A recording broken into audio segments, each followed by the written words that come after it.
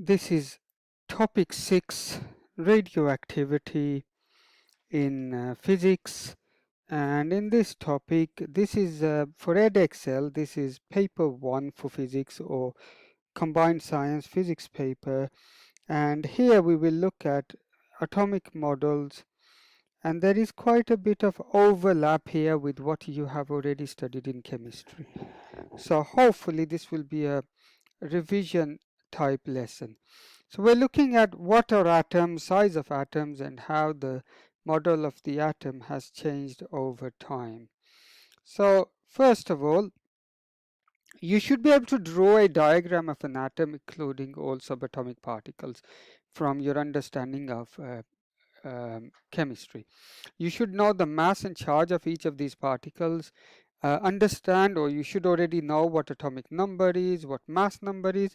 The only difference is in physics, mass number is called a nucleon number, and then define what isotopes are. So let's look at the particle theory first. So particle theory explains that all particles are either or there are three states of matter: solids, liquids, and gases, and particles are arranged in these three states. And in solid they are fixed in position, particles touch each other. In gases they're more randomly arranged and far apart. So the first thing to know is this, that atoms and molecules are often modeled as spheres. And an oxygen atom, which you can see here, this red one here, is modeled as, you would say, the diameter here is 1.2 times 10 to the minus 10 meters, extremely small. Normally a black sphere represents carbon. Okay, so now how has the model changed over years? Um, Normally, or I would expect you to read about this and understand the model of the atom changing over centuries basically. So the first one I want to look at is Thomson, who discovered particles with negative charge, i.e. electrons, and this was a discovery that contributed to the development of the atomic model. So, and his negative particles were known as electrons. This contradicted the theory of Dalton a few years earlier, in which he said an atom basically is made up of solid spheres of matter.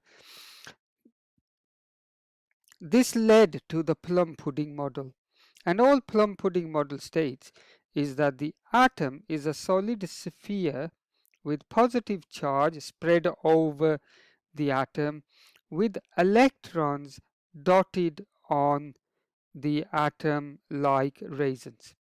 So that's all he suggested. So basically the electrons are fixed. Okay. The major discovery after that was done by Rutherford. Rutherford, with his two students Geiger and Marsden, directed some alpha particles at a gold leaf, and what they found was, and remember alpha particles are positively charged particles, they found most of the alpha particles just passed straight through. There's the gold leaf, and these red lines I'm hovering over are particles passing through.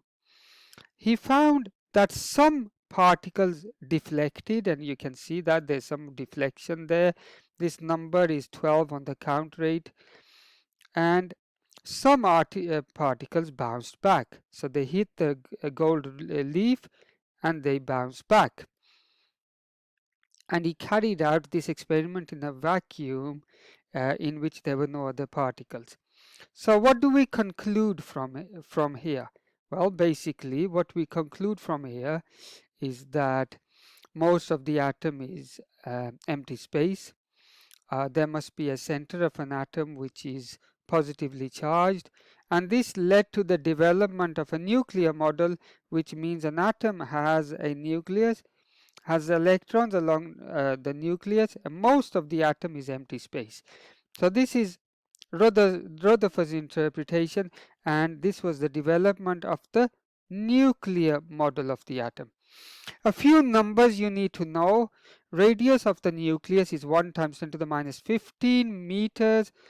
An atom is 1 times 10 to the minus 10, that's 0.00001 meters. Therefore, an atom is 100,000 times bigger than the nucleus. Right, now let's look at what an atom is. So it consists of a nucleus which has protons and neutrons. Protons are positive, neutrons are neutral, they have no charge. And then you have these electrons with negative charge. And they orbit the nucleus. And this is in chemistry, you will come across the Bohr model where he said the electrons actually sit in energy levels, which in chemistry we call these electron shells. Okay, so there are three particles, protons, neutrons and electrons, and they have mass and charge. Learn this table or memorize this table. Proton, mass of 1, charge of +1. Neutrons have no charge, mass of 1. And this mass and this charge is actually not the actual mass and charge. We call this the relative atomic mass and the relative charge. And an electron is extremely small. 1 divided by 1836 or 1 divided by 2000. So the mass of an electron is almost 0 and the charge is -1. Key terms then: atomic number is the number of protons in an atom, mass number is the number of protons and neutrons in an atom. So for example, lithium, top number is your mass number, there's your mass number, and the bottom number is your atomic number. This number here tells you the number of protons. This number tells you that the number of neutrons in lithium is 7 minus 3. The top number minus the bottom number will give you the number of neutrons in an atom. So lithium has 4 neutrons. Okay, and there are nice way to represent the lithium and labeled with mass number and atomic number.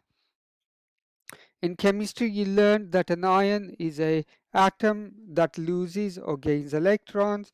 Positive means it has lost electrons because it has more protons. Negative means it has gained electrons because it has more electrons than protons. When atoms become ions, they become unstable, and this plays a crucial role in physics. And we have already looked at ionization in terms of X-rays and gamma, that they're ionizing waves or ionizing rays, and ionizing rays damage cells and they lead to mutation of cells and they lead to destruction of good cells, which causes cancer. Okay, next, isotopes. Basically, isotopes are atoms of the same element. They have same number of protons but different number of neutrons, and the best example to use is carbon. And you will notice the 3 carbons have atomic number of 6. That's why they are carbon. However, the top number, the mass number is different. So this, we will call this carbon 12. It has 6 neutrons. Carbon 13 has 7 neutrons and carbon 14 has 8 neutrons. Hence the isotopes. A few other things just to finish then. Electrons orbit the nucleus and electrons reside in what we call electron shells. And the last thing to look at is emission spectrum. And what do we mean by emission spectrum? When electrons, let's keep it simple and say this. When electrons gain energy, they jump between different electron shells, energy levels. When they jump, they absorb energy. And that energy is proportional to the frequency in the visible light part of the electromagnetic radiation, and that corresponds to color, which we see. So let me say this again, and I just want to keep it nice and simple. when electrons gain energy or something, let's say atoms absorb energy, electrons jump between different energy levels, and as they jump between different energy levels, they emit energy which is proportional to the frequency of light in the visible part of electromagnetic radiation, and that is the color we see when we are observing color. We use a spectrometer which helps us to identify the color, and these drawings you see here, these pictures you see, we call these emission spectrum, which is coming from an analytical piece of equipment which we call a spectrometer. And from here you should be able to identify, if you look at the hydrogen emission spectrum, it only has two lights. If you look at neon, it's got several lights. If you look at iron, it's got several different colored lines that will help you to differentiate between each atom. That's all I want to say on this. Just don't want to confuse you any further. And this diagram just explains to you exactly what I've mentioned. And then you know, we have signs, shop signs like the one you see in the picture here, espresso coffee. This sign is because neon is a gas, it's in group 8, and neon gas absorbs energy which is in the visible part of spectrum, which corresponds to the frequency in the visible part of spectrum. Hence it basically emits color, which we are seeing here, green and red and blue. But however, you can just read on this slide to help you. And that's it really for atomic models. And hopefully just go over this video again and it will help you in